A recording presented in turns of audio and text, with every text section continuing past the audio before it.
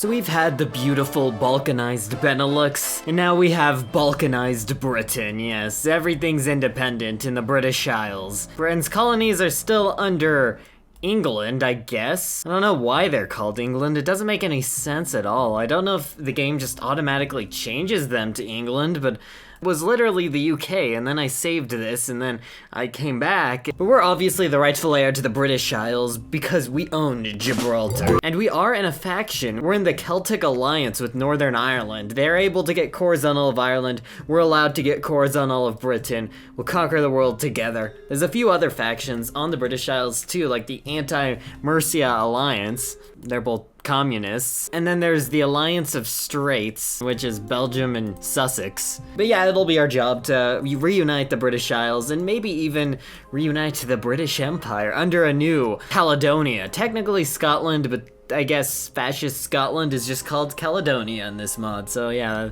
it's great. Also, I realized people had no research, so now everybody should have their basic stuff researched, like guns and support equipment, automatically, just starting off. But yeah, we'll start building up. We'll need to invade Northumbria as soon as possible, and then we can maybe go after Mercia. We do have 3 military factories, which isn't the most, but it's a decent amount. It's enough to get by. I think Mercia is technically the strongest. Yeah, they have 6 mills and 6 civs. We have 5 civs and 3 mills, so I guess the Socialist Republic of East Anglia does have London, so that's quite the powerhouse there. But once we take out Northumbria, we should get pretty powerful.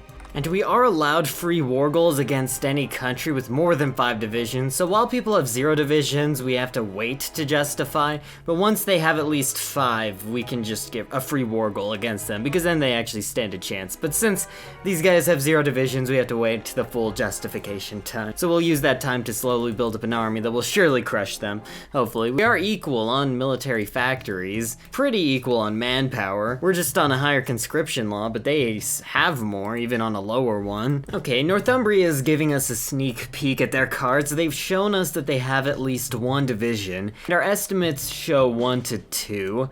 Mercia seems to be the most powerful with 2 to 4 divisions. Most everybody else either has 0 or 1 to 2. But yeah, we'll have to see, and we have 2. We're trying to deploy 2 more, but don't really have the resources. I'm kind of going down a lot of these focuses so I can get these extra mills, because every military factory gives us an advantage, and Mercia is going to be quite the threat.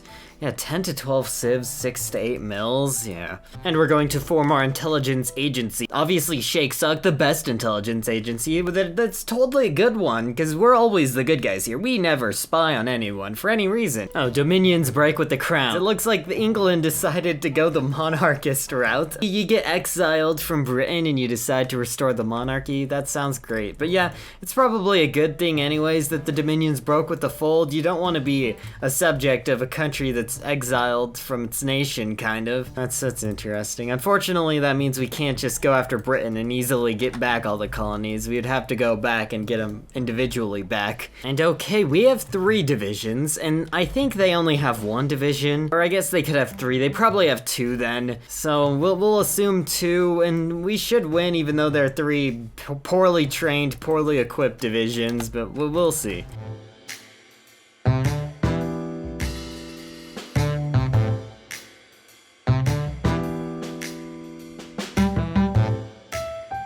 Yep, there we go, and now we have 2 new core states. That puts us at 10 civs and 5 mills. Mercia is still stronger than us, and they don't yet have enough divisions for us to get a free war goal. I'll probably just wait until they get powerful enough, though. We can start spying on them, and yeah. Once they get the 5 divisions, we can get our nice little free war goal and start going. So yeah, we're definitely more powerful than them, and they have more than 5 divisions, so we're allowed the free war goal, but they still could have more divisions than us.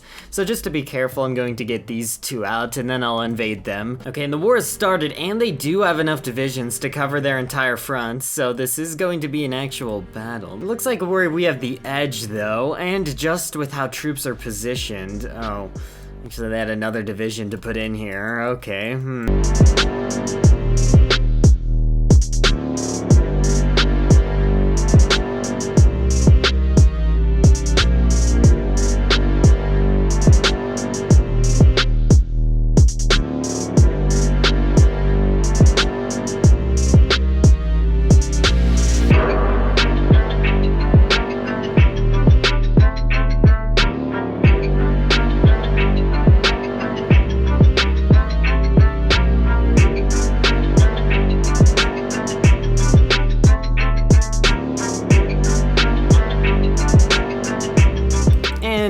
Mercia is done. That was a much more difficult war than I thought, but it was just a matter of time. Now I think we're probably unstoppable. I guess we do have an alliance to fight next. I don't know how these guys have 5 to 25 divisions, but their ally has 0. They do have London though, so if we take London, that's a big boost to us. That solidifies our rule. Not only do we have Gibraltar, but the true Orlando. Now this is interesting. So when the UK becomes England and goes monarchist, they get their like England flag instead of the Great Britain coat of arms or whatever with like the French stuff on there. We're finding out new stuff today. I don't know if the mod added this, but I don't know why the mod would add it. I don't know. Okay, and Wales isn't able to muster any divisions, I guess, but the Socialist Republic of East Anglia can and does have more than 5, definitely. I can even see more than 5 along their borders, so we get the free war goal against them, and I guess after that we pretty much have consolidated the British Isles, almost. France is guaranteeing places now.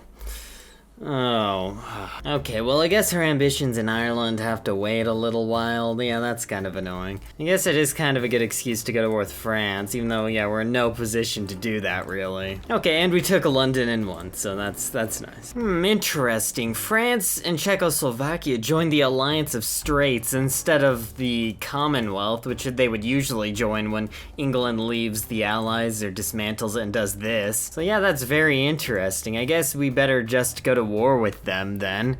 We can just declare this war now, join it, and then naval invade France or something. Very interesting though. Okay, and time to invade France. If we take Paris, they capitulate, which is good. At least I think so. Yeah, they still have disjointed government, so if we take Paris, along with all these ports we should take, they should capitulate.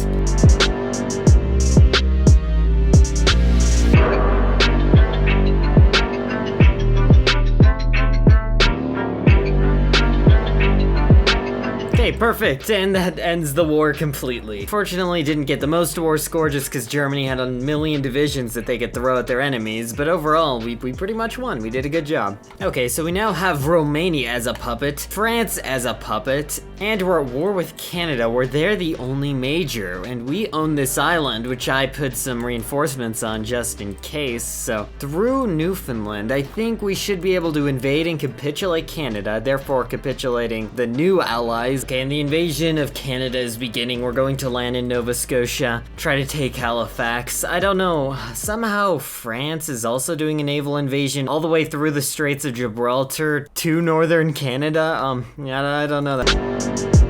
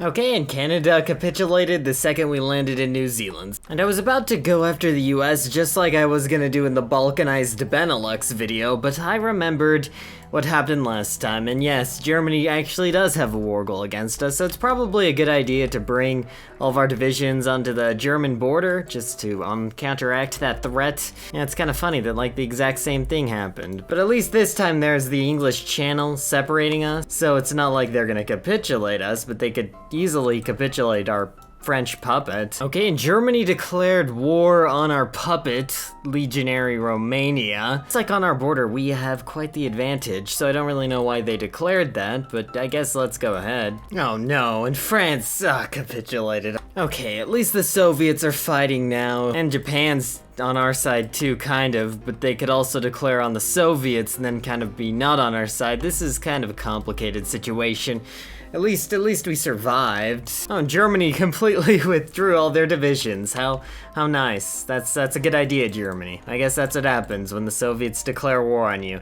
Well, they technically declared on the Soviets, but, well, it's complicated, because the Soviets declared war on Finland, and then Finland joined the Axis. So technically, I would say Germany is the aggressor against the Soviets, even though the Soviets were the aggressor against Finland, but yeah, either way. Anyway, that's enough of whatever this is for now. It's kind of just going in circles. Like, I almost got pushed off the mainland, then I encircled some of Italy's divisions, and I think we've done enough of this for today. I think we could maybe win this if we kept going and built some tanks, but I only have so much time, unfortunately. So I guess I'll see you all next